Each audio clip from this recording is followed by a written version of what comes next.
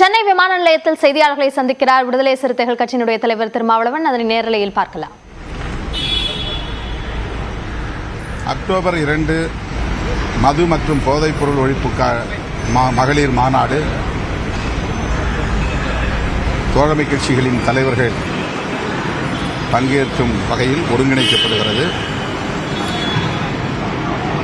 காங்கிரஸ், இடதுசாரி கட்சிகள், மதிமுக,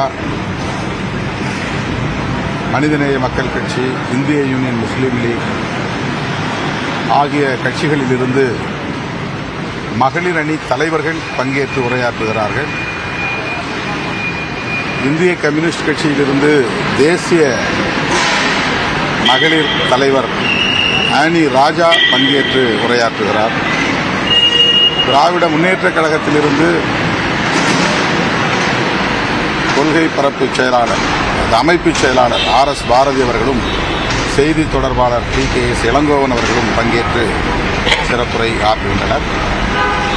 தமிழ்நாடு முழுவதும் மண்டல வாரியான கலந்தாய்வு கூட்டத்தில் ஏராளமான பெண்கள் பங்கேற்று இந்த மாநாட்டை வெற்றி பெற ஆங்காங்கே களப்பணி ஆற்றி வருகின்றனர். தமிழ்நாடு அரசு முழு மதுவிலக்கை நடைமுறைப்படுத்த வேண்டும் என்பதும்,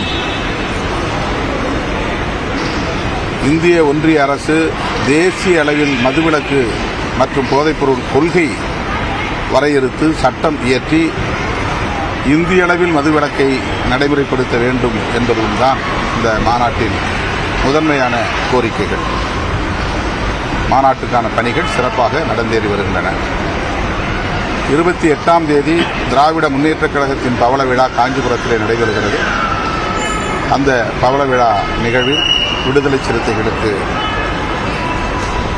மாண்புமிகு முதல்வர் அவர்கள் அழைப்பு விடுத்துள்ளார். அந்த மாநாட்டிலும் நாங்கள் பங்கேற்கிறோம்.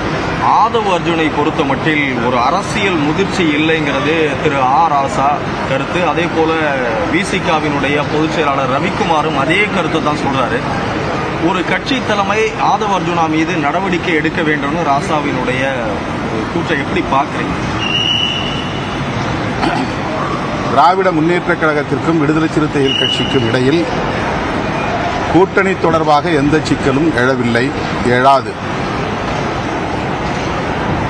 2026ஆம் ஆண்டு நடைபெறவுள்ள சட்டமன்ற தேர்தலை மட்டுமின்றி 2029ஆம் ஆண்டு நடைபெறவுள்ள நாடாளுமன்ற தேர்தலையும் கருத்தில் கொண்டு கட்சி நலன், கூட்டணி நலன், மக்கள் நலன் ஆகியவற்றையும் கருத்தில் கொண்டு விடுதலை சிறுத்தைகள் கட்சி முடிவெடுக்கும்.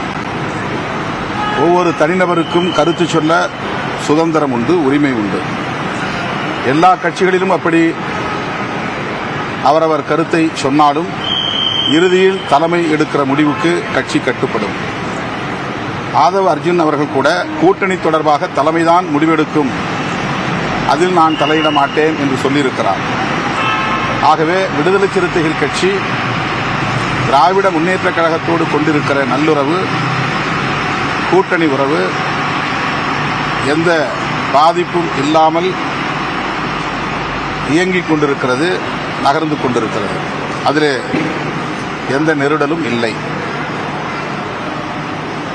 கட்சி மற்றும் கூட்டணி ஆகியவற்றுக்கு எந்த சேதமும் ஏற்படாமல் முடிவெடுக்க வேண்டிய பொறுப்பு தலைமை என்கிற முறையில் எனக்கு உள்ளது. எனவே முன்னணி தோழர்களோடு கலந்து பேசி முடிவை எடுப்போம். ஒரு நாள் மட்டுமல்ல, அடுத்தடுத்த கருத்துக்கள்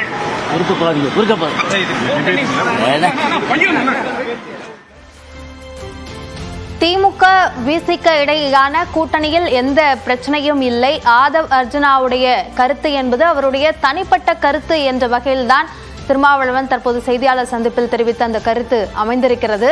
ஒவ்வொரு கட்சியிலும் தனிப்பட்ட நபருக்கு அவருடைய கருத்தை சொல்வதற்கான உரிமை இருக்கிறது. அதை தாண்டி கூட்டணி சார்ந்த முடிவுகளை தலைமைதான் எடுக்கும் என்ற கருத்தையும் ஆதவ் அர்ஜுனா தெரிவித்திருக்கிறார் என்பதையும் திருமாவளவன் இந்த செய்தியாளர் சந்திப்பில் பேசியிருக்கிறார்.